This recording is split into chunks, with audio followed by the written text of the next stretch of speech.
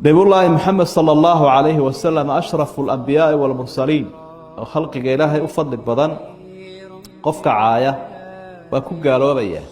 مرتد بول نقنيا سداد درادد هدو كتوبت كانوا سيدك دقا وكتوبت كانوا وإلهي وأقبل توبته إن كستوات أنا علماء قاركودي كسور جدانو إلهي كاتوبتي سبع صحي مايسو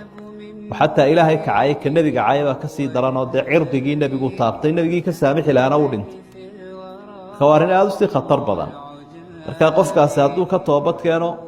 ilaahay toobada waa aqbalaa haduu ka toobad keeno waana murtad baa la yiraahdayo waa la dilayaa labada mid bay noqonaysaa hadii uu cadaan waayo waxaas ama ba shuruudihii ay shuroobi weydo ama qofkani qofte adab darada caadayste uu yahay markaas xabsi edbin qaadigu uu sameyn karaa laakiin mid baan banaanayno xuduudda دليلada qadciga ah go'aani ay sheegeen sida dilka iyo xad ridda iyo xad zina xuduuda macruufka shariicadu quraan iyo xadiis ba ay sheegeen xadka sharcigu u dhigay lama bedeli karayo xabsi laguma bedeli karayo laba mid bay noqonaysaayo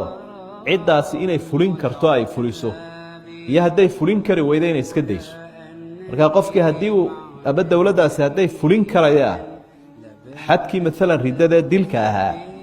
inay uga tanaasulaan xarig sax maaha oo waa bedelid bay noqonaysaa xadkii sharcigu dhigay daliilka cad ku sugnayd oo la bedelay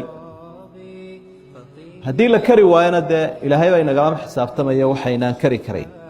salaadaas markaa waa caynkaas in loo fiirsado weeye haduu xadku suuroobi kari waayo ba edbintii loo gudbaya